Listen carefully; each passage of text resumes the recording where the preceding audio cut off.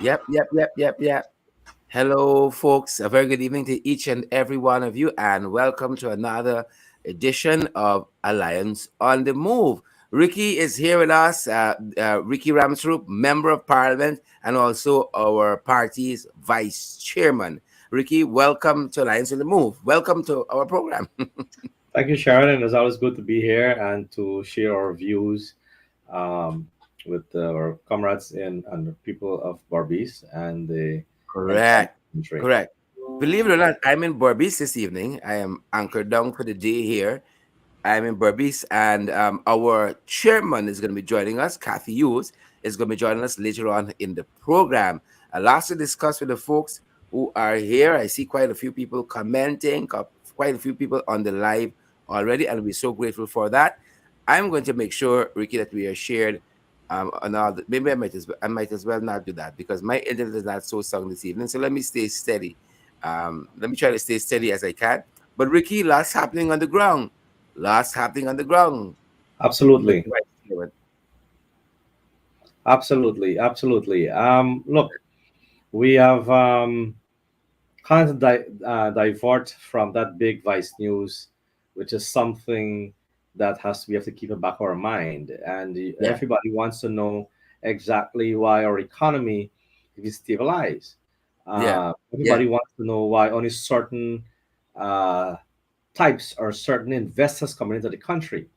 And if you examine the projects, especially the major projects in our country, you will understand exactly who they are.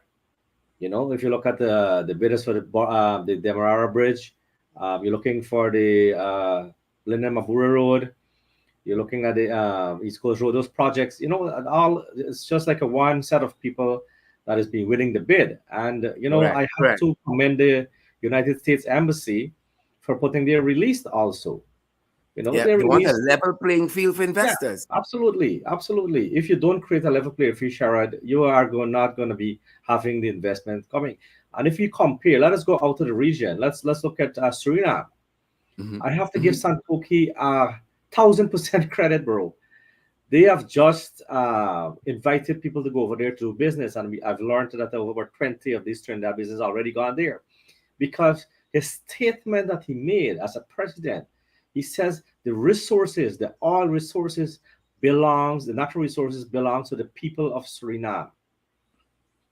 The Correct, people of correct, Suriname. correct, It doesn't correct. belong to no party, it belongs to no government, it belongs to no individual, it belongs to the people and citizens of Suriname. And I really wanted to comment was made in that statement.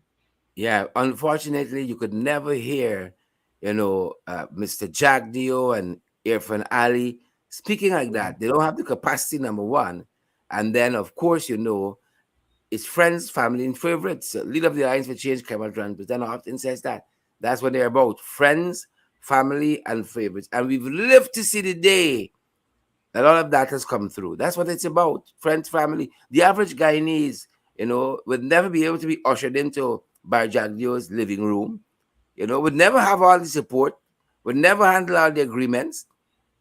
But that's not the country we want. We want exactly what the American embassy wrote about as soon as that Sugate Gal for Sale mini documentary came out, that they must be we must have an anti-corruption stance. That's what they support, and a level playing field for investors. Not the system only benefiting some, but that's what we're seeing.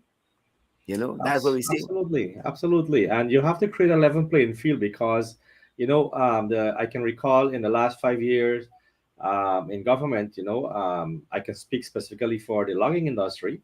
We have a lot of people in quarantine who are doing logging.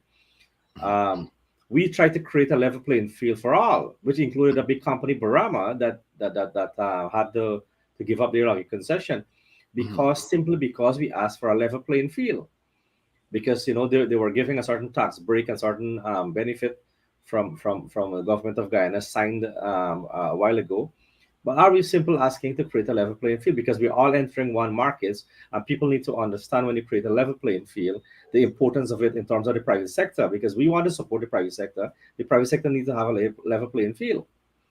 You understand? Correct. For Correct. similarly, you have the Chamber of Commerce in Barbados. Those persons need to have level playing field in doing business.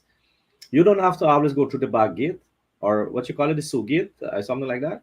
No, you can't. No, it's hard, Sherrod. It's hard when you got to Yeah. do that. It's kind of stifle the development of a country to our limit, especially when we are at brinks of development here now. Yeah.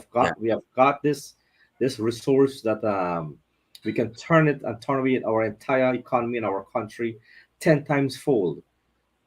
You understand? We have the capacity and we have the potential to do it. But if you don't have the policy to guide that development, it wasn't gonna happen. Imagine over almost 2 years already, or is it over 2 years in government? Yeah. It's just about 2 years. Just August can make two. So we're right there. Yeah. August can make two. And what are the developments? I want our listener, our viewers, and so on to tell me exactly what are the developments. All the projects that's been doing is what we had already. That Linen to Mabura Road, we had the funding for that already. That projects that running from Ogle, the road that run from Ogle to Diamond, Sherrod, we had that project, the money was signed already, right? I remember Professor who's with us be on our program here, Professor Shamir. Shamir Ali. Yeah. Yeah, he went to the UAE and he got over $900 million. That's from the Islamic Bank.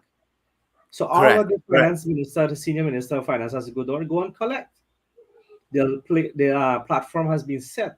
So when we are talking about development, we are not seeing any. That quarantine bridge was already signed.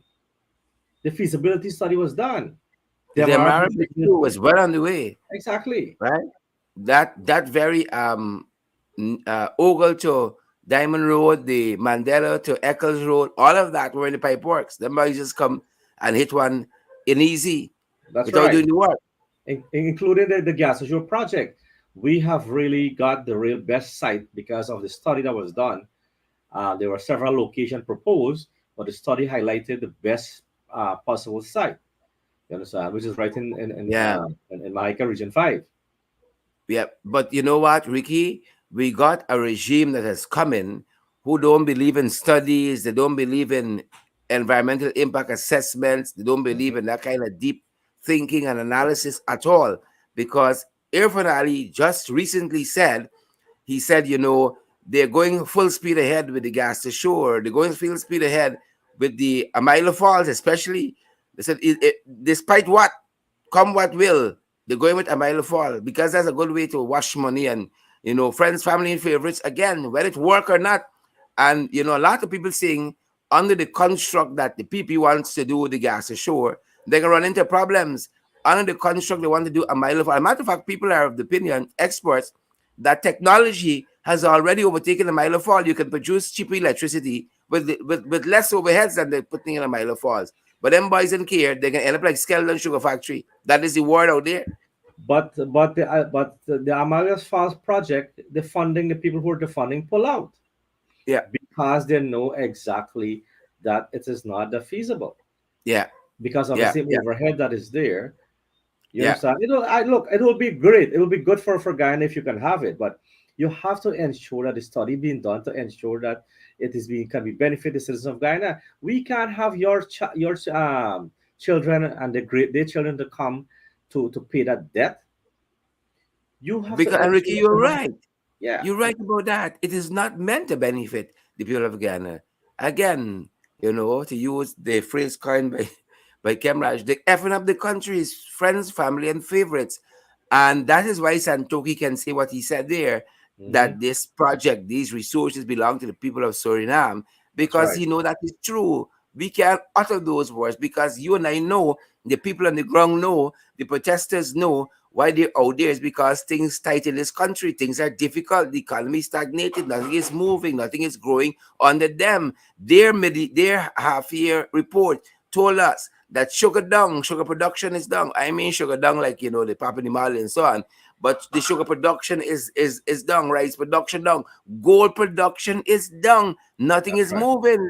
Again, Comrades in my head this evening, they're like banyan trees, nothing grew under them. And that's the fact of the matter.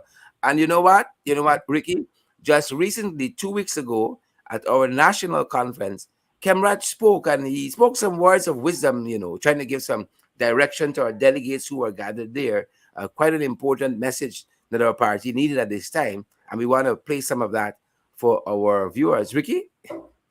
Yes, absolutely. Words of wisdom. Folks, we're going to come back on the other side and we're going to pick up back on these issues and some other things as well. I see lots of people asking about us leaving the coalition. Well, hold on, man. We got to get to the outside the program. Yeah, like know a lot of things too. We can see you guys on the other side. Take a listen to Kemraj. Let me make sure I have this queued up. Take a listen to Kemraj and then we meet back on the other side. I will just, before I commence my address, ask Pastor Alex to come forward. Is he there? Could you come forward, please, Pastor? Yeah.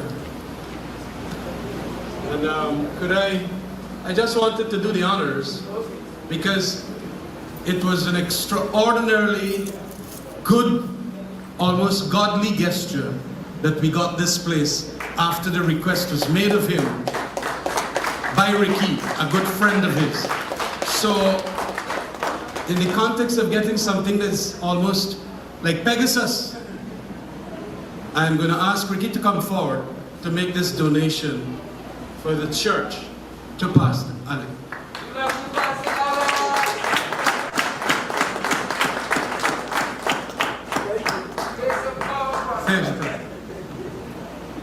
You can put in the name there.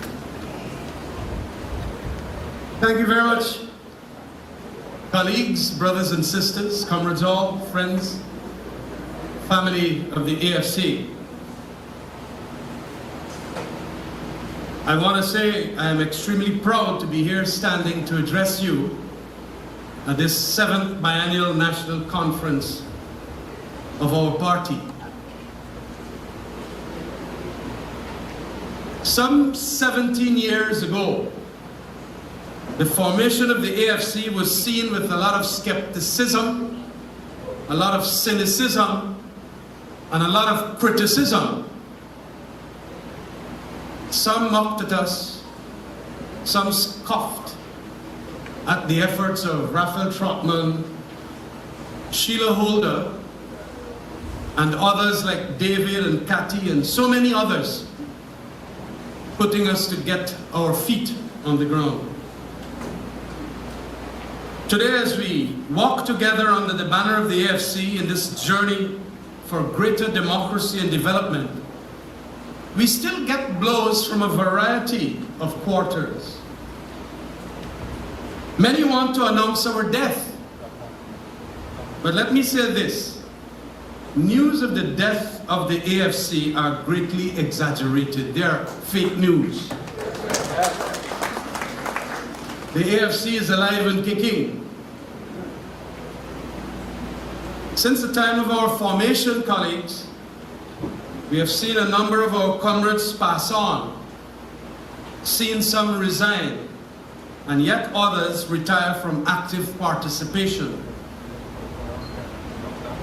But amidst all of that, we have seen enthusiastically at our sides a new generation arise within our ranks. Such is the territorial organizational politics everywhere. Continuity accompanied with novelty. Indeed, we were entering uncharted waters in 2005. And it was in the walking of that journey that we created the path. We were pioneers, as it were, as there was no planned path that was fixed. That the AFC has managed to successfully reach a 7th biennial Congress, biennial national conference, is evidence of a tremendous commitment and dedication to the members and the leaders' cause. Congratulations to all members and leaders. During that time, it is exceptional what we accomplished as a party. At the parliamentary level, we won 5 or more seats in every general election held since 2006. That is something to applaud. 5, 7, 12, and 9 respectively. And that first 5, we got robbed by 1. We won seats in every RDC at every regional elections held. We caused the PPP to be a minority government in 2011. We gained government in a coalition with APNO during the 2015 to 2020 period. And in that period of government, we ensured that we ensured lots of other decisions, but we ensured that 2 historic and significant decisions which had to be made for the future of this country were actually made. I speak here of the signing of the Petroleum Production Agreement of 2016 and the right sizing of Gaisuko in 2018. Brothers and sisters, understand this. Generations to come will realize that those 2 decisions are what made Guyana transition from potential to actual. We were always a country of potential and potential. But we have made it now a country of actual. The actual today is that we have become the envy of the entire Caribbean and the wealthiest per capita nation in the Americas. Firstly, on the right sizing of sugar, we halted the flushing down of millions of dollars of good money into a black hole called Gaisuko. Today, in whispers which are getting louder and clearer, even the PPP government is supportive of that right sizing. And in all their hypocrisy, may soon continue that right sizing by closing down iFloat factory. We knew the rightness of that decision on this sector, and only we could have made it. We were ahead of our time. If it was wrong, then ask yourselves the question, why is it that the PPP government not reopening any of the closed estates it promised after spending $13 billion on the company in the last 2 years? There are excuses today about bad weather, strikes, shortage of labor, of sugars, debacle are hollow excuses. As a matter of fact, these excuses were the reasons why we right-sized. The second great decision we made, the signing of that agreement with Exxon, has put our country on the map today. Notwithstanding its imperfections, that agreement has caused us already to be the beneficiary of around $1 billion right up to today's date. If you did not know, colleagues, the PPP government left us in 2015 with a bankrupt economy and a corrupt governance structure. We left them with a humongous largesse, that huge revenue stream which they had condemned as a rotten deal and which they said they will renegotiate when they get back into office. Have they renegotiated? Just like their somersault and sugar, they are adamant that they will do no such things. On both deals, they fooled their supporters in all Guyana. Today, colleagues, that investment in the oil and gas sector has mushroomed also into so much other investments which were unimaginable before 2016.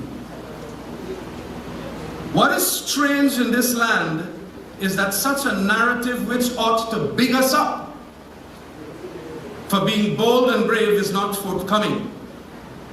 Instead, the chatteratis and parrots up in the tree continue to denigrate and demean us for having made decisions which will see the complete transformation of Guyana. We also governed in a far superior fashion. Though there were less revenue going around, there was lots more transparency and accountability during 2015 to 2020. Wherever the comparisons are made against what we did and what is happening now, the result is certainly that the PPP has proven to be most punitive, most unprincipled, and most discriminatory. Look how they are making our city into once again a garbage city and humiliating the municipal coalition council, as so pointedly articulated in yesterday's Tablet editorial. It is this regression of our national governance since 2020, colleagues, which the AFC has to prevent and counter at the political level.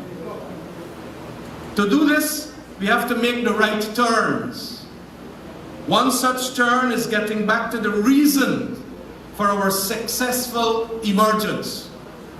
As I recall it, it was to bridge the racial ethnic divide created by the then existing PPP and PNC. But that apart, that bridge apart, it is to become the voice against corruption and discrimination. Colleagues, as you know, my conception of bridging the divide must not mean we have to stop talking to either of the big parties, nor to be antagonistic with them. Disagreements there will be, but we must be sane enough to join hands together when that is required with either one to get the national interest secured and the common good enjoyed by all. It sometimes becomes an activity similar to dancing between the raindrops. But we must realize that such is the hazardous occupation of a third party in an ethnic-based political community as Guyana is. In that regard, I am happy that this national conference is going to deal with the issue of the way forward as regards our association with our coalition partner. The assessment and introspection has been called for and must be dealt with. The document which states the options have been circulated. You all have it. I hope wise counsel will prevail and a decision in the best interest of the AFC is collectively made.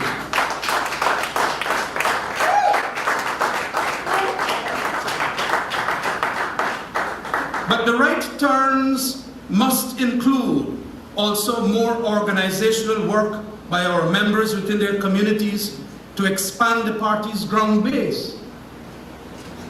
More fundraising activities to bring in the revenues to run the operations of the party.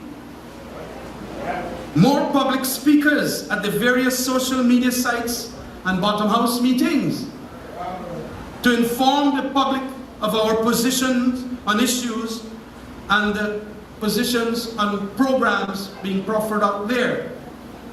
And a sustained effort to get especially younger members and women, they perform better than men all the time, included in party activities. Indeed, COVID has reduced interactions face to face, but the effort has to be made notwithstanding that. And just like we're doing this conference partially by Zoom, so can we get that groundwork, or as I understand the scientific language, cloud work. You're up in the clouds via Zoom. We have to do it similarly. Too often, I have seen our members and some leaders being distracted and running with the fictions and fake news and myths created by our opponents. We must not be brainwashed. We must strive hard to distinguish reality from fiction. I want to caution that no news source, whether newspaper or online news, is free of biases and mistakes. But some news sources make an honest effort to find the truth, whereas others are a brainwashing machine. We must put all our special efforts into neutralizing these biases and verify our sources of information. Yes. If we pretend that all news is good news, I have to remind you and us here to be cautious.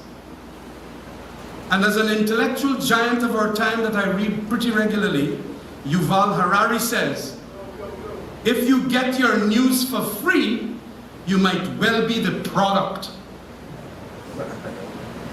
What we read then is important. And good readers make better leaders.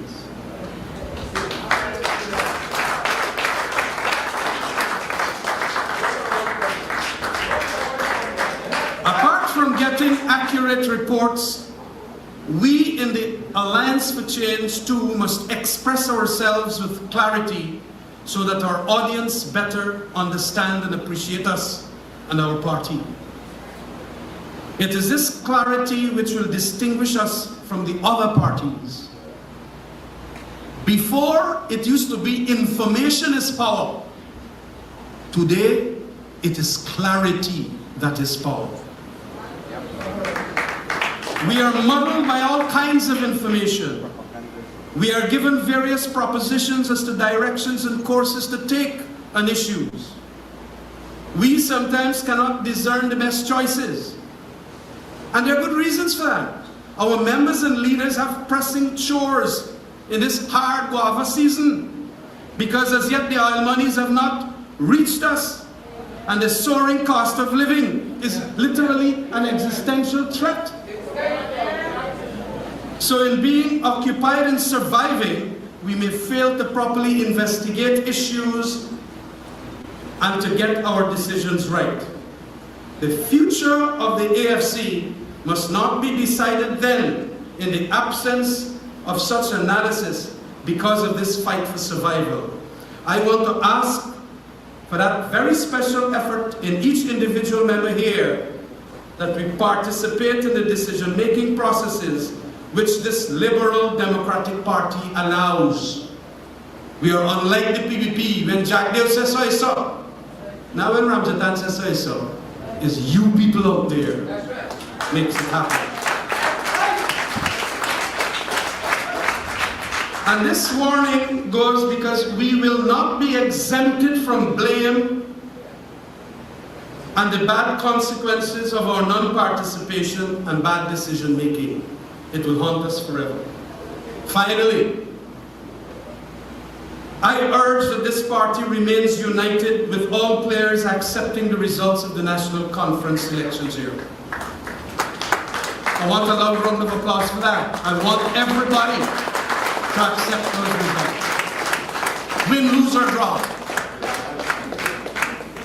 It has gotten very competitive to say the least recently. And this is a wagon we must all circle. Respect, respect, respect. Being liberal democratic and not a mass-based, regimented organization like the two major parties, there is a certain fragility in membership and structure. And results of an elections are bound to disappoint some. But we must quickly put our disappointments aside and ride the next wave together. In this regard, all of our members' efforts are required. Long live the AFC! Long live the AFC! Long live Guyana! God bless you all.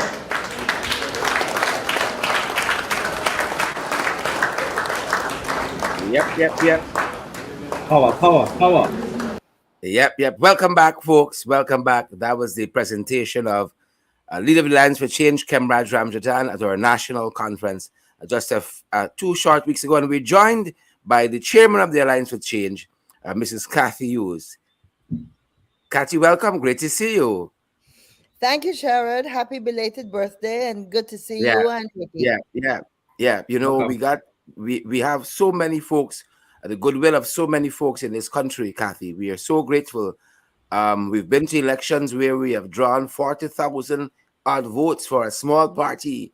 Mm-hmm. And whether we are with our coalition brothers and sisters, or we are by ourselves, we have to do the work of a political party, which is on the ground, meeting folks. Comrade Ramjatan always says, making the arguments, why people should follow us, why people should join us. And we had a tremendously successful national conference. That's a good sign of a political party. A lot of folks get up writing our obituary on a daily basis, but we had a successful national conference as an important signpost, an important pillar of a political party. And here we are, Kathy, you are elevated from vice chair to chairman of the party. I was grateful also for the nod from our delegates and our various party groups. Ricky also was elevated within the party structure. Mixing, as you rightfully said, mixing the experienced head with youth and the new and so forth, and moving things forward, the party evolving like political parties do. And we continue to be out here making the arguments, tremendously pleased and encouraged by all those folks who join us on a weekly basis. Kathy, we got a lot of issues in this nation to grapple with. We We do. got that protest that is still bubbling up there, the Yeah. killing of Clinton Bacchus, and so many other things. The economy seems to be in free fall. We were talking about that earlier, and so many other issues. A lot of people asking us whether we're going to leave the coalition at the end of the year and all of that. Those things are going to work themselves out soon enough, soon enough. But we are here. We are here as a political party, and we're here to stay. That's the important thing. Kathy? Absolutely. And we intend to grow. We intend Yes. to be strong. We intend to look inwards. And I know that there have been some questions about, and you referred to it too, leaving the coalition. I think, there's a little bit of misunderstanding what Kemraj actually was saying. The first point he was making is that, as many people will know, the Cummingsburg Accord is an agreement we had with APNU, and that Cummingsburg Accord does not expire until December of this year. And so, one of the things that we discussed in our national conference that we had a vote on was the fact that we, as a political party, were not going to leave anytime before the December 30th. So really, we're saying that um, we have, as a party, we feel that we want to rebuild. We need to look inward, get our strength back. We want to, as you were saying, expand the work that we're doing on the ground. COVID and also being part of a coalition made it difficult for the AFC to, what I would like to call, regain the position we had before and some of our independence. And I had the opportunity when we first went into government in 2015 to meet with some members of parliament from the British Parliament. And you will recall that they had a coalition government in England with the David Cameron administration. And it was interesting to have those British parliamentarians talk about how difficult it is being in a coalition, especially if you're the smaller party. It's almost like being in the family and you're the youngest one. And when everybody ready, you're the one that they can box around and tap a little bit and give a little hard time to. So coalition politics, I think we all believe in, but it means that you must have two strong entities that come to make that coalition successful. And that, of course, is what we had in 2015. And I just think that what came out of our national conference is we want to spend a little more time making the AFC strong again, more time focusing on our challenges, more times focusing on our mandate, especially given the challenges that we have going on right now. You talked about the protests, extrajudicial killings, an economy that's free falling, the perception that we are not treating all our peoples, all our stakeholders with fairness, with in the same manner. And so there's a lot of insecurity in the society. And I think that was just one of the explosions that we saw. And so the AFC has a very special role. We are not one of the big parties, as Kemrad said in his speech. We are not a party that is based in any one particular ethnic group. And therefore, at these difficult times, I personally feel that this is the time for the AFC, as our mandate says, to bring a little more healing and reconciliation into the landscape now, and to start to look more, to voice more how we move forward in an equitable manner so that all Guyanese can benefit from what we have. Yep, yep. Mr. Vice Chair, Hi, sure. Thanks. I mean, Kathy is absolutely right. I think a lot of people were surprised about our national conference, and they shut a lot of people up, especially our famous writer that writes every day, and he dog always step into AFC. But probably the dog was he probably died by now, I guess, because I mean, it's hard to say that, but every single day, and I gotta thank them sometimes because they're promoting us, and I really wanted to thank them for that because the guy actually called me and wanted a statement I made and tried to bully me. He's a media, so I wanted to ask. Was going to ask him. I wanted to be rude, but I said, you know what? I know him how he stay, and you know what? Goodbye. So I ended the conversation. But you know, indeed, there's a lot of work we have to do. We have to keep going, building, moving forward, and we have to ensure that you know that we are have the right people on board, and ensure that that this economy here that we're studying and that we brought on in 2016, as Kemraj mentioned, that yes, excuse me. go ahead, Ricky. The AC might be Yeah, taking its yeah, toll. I think so. Sorry about that. So the economy we brought on here in 2016 when we brought that oil is that just imagine that if we didn't bring that on in 2016, what would have happened to our Yep. economy now, Yep. given what's happening in the world, around the world. But if you don't spend or don't account for what we have brought here to you, then we are going to ensure that we have the same free fall economy that we're talking about. You understand? And Gulsaran mentioned that. Sharon and I was discussing the feasibility studies of different several projects that Kathy, you were part in the government in our time that was establishing. And Gulsaran said that if you doesn't do the feasibility study, it is what caused all the failed project on the PVP. And I can Yep. list a few. I can list a few. Under Same Mr. right for me. Jagdeo, under Mr. Jagdeo, because Absolutely. there's an illusion about Mr. Jagdeo being a super economist. But I mean, when you look at his record, there have been a lot of failed projects that have been under his tenure. And I think, Ricky, you were going to start with them, the Skeldon Yeah. project. So I started with Skeleton Sugar Factory. Yeah, We spent over 200 million US dollars to do the proper feasibility study. yeah. Then we came back to the specialty hospital that we didn't even know who were the contractor because you didn't not study, and if you had to study documents to ensure that the contractor was qualified to Hmm. do such a project. You didn't do the Hmm. due diligence check for that person, that project. Then you And went that out was to 4 minus million, 4 million down the drain. down the drain disappear. And Mhm. that's US dollars, eh? That's US dollars. Then we had the hydro project, over 50 million US dollars, and it can't up to now it cannot be operated. They boasted recently that they put it on the manifesto promise that they're going to do that project, and yet the financial pull out again because people understand that we're not a proper feasibility study done, and the IDB, didn't support such a project. You Mhm. understand me? Because it was not feasible.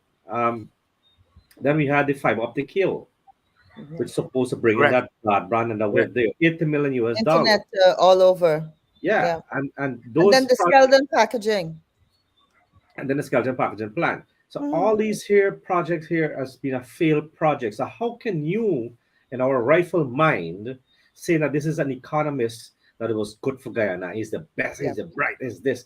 What are we? Really, are we brainwashed or are we Correct, confused? correct, Yep.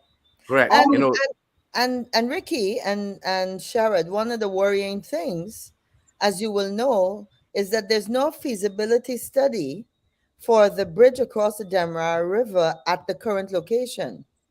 We know that David Patterson did a series of feasibility studies when it was going to be, they had proposed a different location, and that is this whole issue of transparency about accountability. These are the issues that we have to tackle for us to be able to move forward as one people, one nation, one destiny. I know Mr. The president likes to use the one Guyana, but we already were one Guyana in our one people, one nation, one destiny.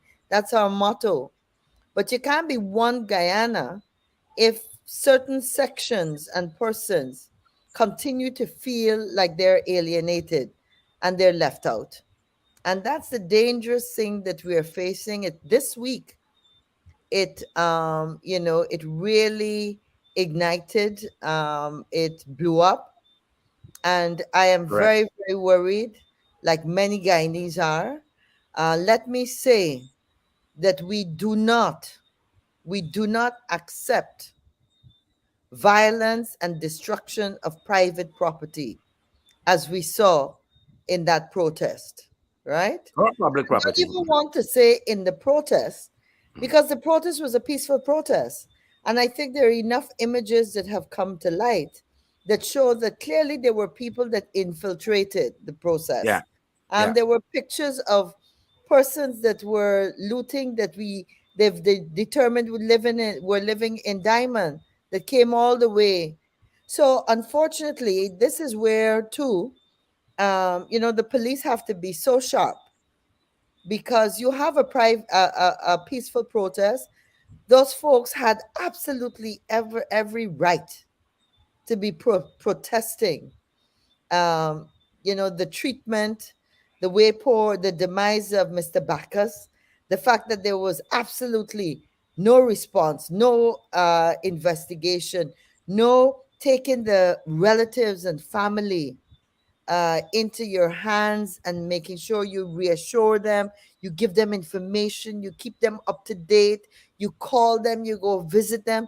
That is what a normal, caring police Yeah. force and government Right. does in other parts of the world. And all of that was missing. And so, it's a dangerous time. Correct. Questions need to be Correct. asked. Questions need to be asked when in less than 24 hours you go out, and we don't have a problem with people being compensated.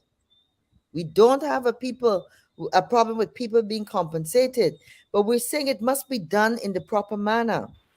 It must be a proper investigation and records. And we're saying that, Sharad and Ricky, based on what happened in the past. Right there in Region 5 and 6, when they had the floods, there were enough people that told us they had chickens and didn't get a cent. Hmm. And then there's enough people that we know had no farms and got Yeah. upwards of $2 Yeah. million. So what Yeah. we're saying is that we want people to know that every cent that's given out is taxpayers' money. I didn't hear that it was a donation from the PPP. I didn't hear of the PPP collecting donations and then going to pay, you know? So those funds would have come from the national coffers. And where Correct. I felt very, very ashamed and couldn't answer, I got a lot of calls from people saying to me, I still have my pink slip. I Yeah. never got my Yeah. Yeah. $19,000. And the So same how money finish. what about me? What about me? And here I'm not talking only about Afro Guyanese that didn't get their monies. There were Indian, Amerindian, indigenous. All I'm saying is that we have to get to a stage where everybody feels that the system protects them and looks after them. And when you don't have that, you have a recipe for disaster. Throw in some of the unacceptable ethnic slurs that we saw. We can't accept that. And what is interesting, I had again somebody somebody said to me today, I've been waiting, and this person works as a housekeeper. And she said to me, Mrs. Hughes, I have been waiting to hear somebody from the government say, no, you cannot say that. I don't know if I missed it, but I'm just sharing you a comment Yeah, that somebody said to yeah, me today, that nobody in the government, to that young man who was cussing up black people and he won't kill all of them, nobody immediately said, this is totally unacceptable and we will not have it.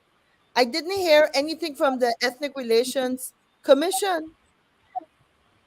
yeah. You know, Even in their in the individual capacities, ministers of this current government could have said, "This is not what we're about as Guyanese, and this is that's right. unacceptable," right?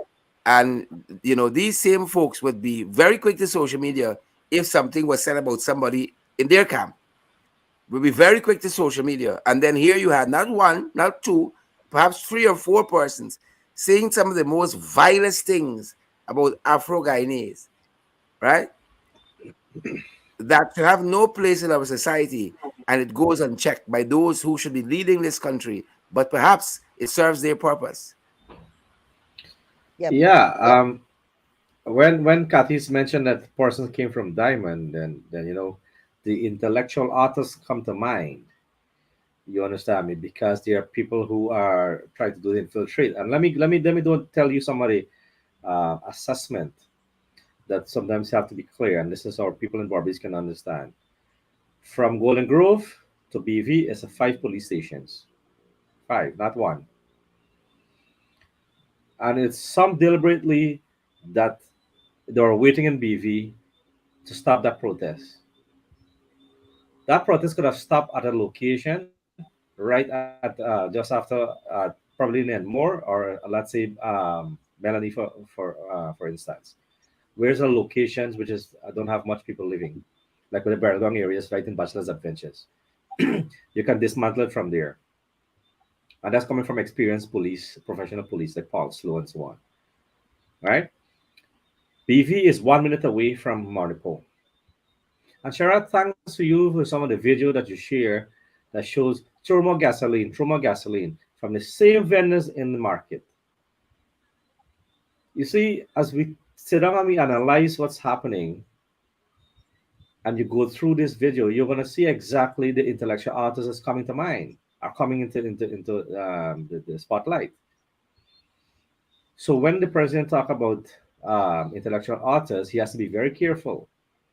Mhm. You understand me? Because these days they're got to keep up with what we call the social media and these cameras on the phone, because people are flipping, taking short videos, quick, all over. Just like you were telling the guy in box, and who is he? Who is he? It's like the president ready to put a street fight. You are the president of Guyana. You have to carry a certain level when you're going out. You understand? Yeah, You have to carry a certain yeah. level. You got your bodyguards around you. You can't just speak to people like that. Who's you? Who's you? In I a think, tense situation like this, you have to listen. Kathy, on and that very, yeah, right ahead. what was really disturbing is the failure of the police force in terms of the investigation. And this is the thing I don't understand. I mean, I'm just a lay person, but police force is supposed to have information, undercover information, a couple undercover people that are usually out there. And therefore, how is it that you can have people infiltrate the a peaceful protest and you don't know who the guys are? You don't have any information on them. The policemen from that area, they don't see people and wonder and notice who is actually doing the looting. Are they able to pinpoint that this is not somebody from the community? They're not sharing any information. Um, that is also very worrying and very suspicious. Very suspicious. Kathy, You know? on that very note, I had the misfortune, perhaps, of coming down from Berbice on Tuesday morning and was Mhm. caught in all of it at Golden Grove. Lots of persons think I left Joshua when I was actually coming down from Burby to do our morning show very early in the morning, and was caught up in the roadblocks at Golden Grove. And as I was there, couldn't get to town to do the morning show. Decided to go live from Golden Grove there. And I saw village after village, the police pulling back. I mean, Ricky gone to Monrepo as high as Golden Grove itself. Long before that crowd grew, there were police who came with riot gear, and there were soldiers behind them. And the protesters rather, never assaulted the police. They just walked, and the police moved, and the soldiers never engaged them, Yeah. never engaged them. And from there on out, the police just kept basically reversing down to Monrepo, you know, Hmm. just kept reversing down to Monrepo, village after village. But what is interesting between, as Ricky said, you have all those police stations between Golden Grove and Monrepo. You have a lot of villages that where our East Indian brothers and sisters live, they inhabit. And Yeah. along the way, they were our East Indian brothers and sisters going and coming, and nobody was harming them. There's a Yep. particular there's a particular what do you call it? Uh Sawmill in Enmore. Yeah, And lumber yard. people were looking for stuff to pull on the road, any old car, old stove, anything like that. Nobody interfered with those people. These people were outside. People were high fiving, and how we Yeah. greet each other on the roads. Whether they Hmm. were they were East Indian, they were Afro Guyanese, they were mixed, whoever they were. Nobody was being interfered with. As a matter of fact, as we came around Elmore Turn, there was an East Indian woman standing. I think she usually sells their vegetables and so on, and she was standing there, and those boys were telling some of their colleagues, because her stand looked like old wood you could throw on the road. Left big auntie, left big auntie. She was riding. Nobody was harmed. Nobody was hurt.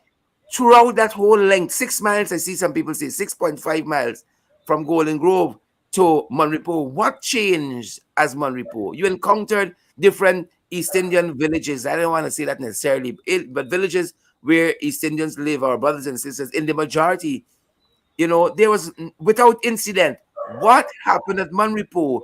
The police kept pulling back and pulling back and pulling back and pulling back all the time. What transpired there? That needs investigation. The Yeah. police force had a massive failing on Yep. Tuesday, the 28th, I think it was. A Yep. massive failing.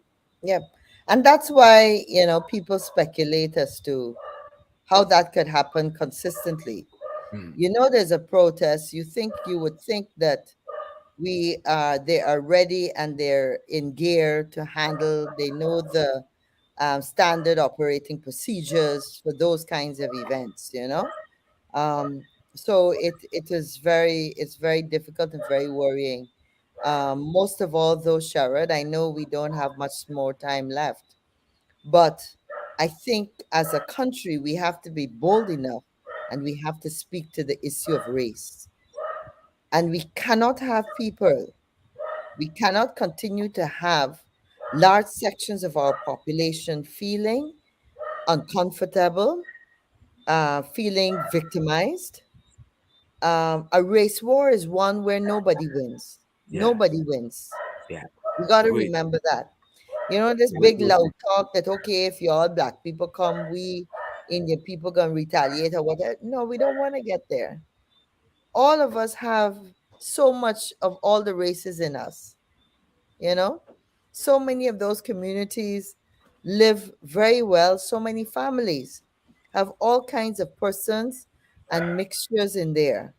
And therefore, it really is unacceptable and a no go. But we know that there are insecurities. We know that there has been a very strong perception, and that perception has a lot of reality, that there's one group that is continually being left out. You know, they're not the sugar workers, so they didn't get the 250. They're not some of the other groups, the fishermen. And again, I'm just relating the comments and concerns that people bring to me. And that's why I'm pleading that when it comes to racial intolerance, we have to talk. We have to talk. And I did say that to the president on Wednesday when we were at the celebration of the Chinese and their relation and their association with Guyana, over 50 years. And he came over to our table and started to chat. And I said to him, we all have to talk. If we don't have to talk, it is easy to have another spark when we least expect it. And it could end up worse than this. There are stories of how, not stories, but documented facts of how and what happened in Rwanda. We all grew up with the stories of South Africa. At a time when Guyana has so much opportunity, we really can throw it all away? Throw it all away? Kathy, throw it all away to protect one man from the diversion. Imagine that you sacrifice people, you use people as collateral damage to protect you from the real issue. Yeah. And if we all know the issue, what is it? This whole story about the Vice News thing, Kathy. Yeah. They're still with us. There's Yeah. no getting over that. Yep. There's no Yep. getting over that. We Yep. all saw, right? And there's nothing you can do to And you could unsee just, that stuff. yeah, exactly. I mean, when I saw the VP say that he was vindicated, I wanted to laugh hysterically if it wasn't so sad. Yeah. Because anybody, the smallest child, could see his response to realize that those questions about his association with Yeah. Sue Yes. totally hit him for six. He did not Yeah. expect it. He was Yeah. stumbling, you know. We're not stupid. We're not stupid. But I am pleading with Guyanese, you got to be strong enough. Sometimes, as a people, we just sit quietly. We don't want to get involved. We don't want to say anything. But this is a Yeah. dangerous time. Kathy, as we're on that and as we're wrapping up, I saw a commentator said something and read that I think has substance, and we got to interrogate these very issues more than we do. On that same Sue issue, they were making a point, for a man that a lot of people think is so smart and all of that. Sue represents very, very bad judgment on his part because he said Sue's his friend. He said they're good friends. But then, as it turned out, he's also admitted, right? He's now found Sue to be lying on him, and Sue has been, according to him, influence peddling and using his name and making money and all of that, Mhm. right? So it struck me that he seems to attract a certain quality of friend. You got Sue, you got Ahmad. It's either people who went to jail or going to jail. Is the kinds of this. He seemed to attract a certain quality of friend. Like, and among these friends, he seemed to be quite like, in my own personal estimation, quite like Claude Singh. You at GCOM, all this rigging happening around you, but you know nothing but it. Everybody else involved in this grand scheme, it was you the only angel. He got all these bad name friends who went to jail for pushing cocaine, went to jail for this, went to jail for fraud, went to jail for embezzlement, went to jail for Ponzi scheme. But he, among his friends, all yeah, these people, but he's the only angel. You understand me? Sharad, Sue. Sharad, Kathy, talk to us. you remember what your grandmother used to tell you, or you would hear Re- those big Remind me. ladies that you know who you are by the friends you keep. Yes, yes, Remember? Them yeah, old people yeah. say that all the time. There's a lot of Hmm. truth in that. Does that show me your friends? I'll tell you who you are. That's right. That's another Yeah, version of it. Absolutely. yeah. Yeah, Yeah, it is. so it, It it, is. it is striking, and the commentator publicly in one of those newspapers was saying that if anything, it reflects very bad, poor judgment on his part Of because course. he seemed to attract a lot of unsavory people because he is now confessing that Sue is an unsavory character. Yeah. But the You know, man renting your house and inside your yeah, yeah, house. yeah, yeah. And bringing people over, discovering this is quite the Yeah. strangest thing ever. Strange, Yeah. but these are the issues we got to grapple with, and whether Yep. you want this kind of leadership or you want something different, Yep. you know, We don't have to put up with this. We got sufficient people in this country and sufficient leaders in the country. We don't have to put up with this kind of leadership where it's only one person, seem to have, as he rightfully said, all the support. Sue gets all the support. Yeah, Sue handles all the agreement. We still all don't the know what that agreement. means. We Yeah, understand English language. English is our mother tongue. You yeah, know, and we yeah, understand English language. Yeah, all the support. Right? He handles all the agreements. This country still yeah. haven't We heard a still waiting to rationalization see. of that. We still waiting to see the agreements. Yeah, yeah, and we haven't been told whether Sue has been found. No, Right? You could tell but me. You you could pick you up. expected to hear that? You expected He to said, hear that? he said he was looking for Sue. Public enemy number one to throw Sue out. Right? But he ain't find Sue yet. You know. No. And it's such a small country, small population.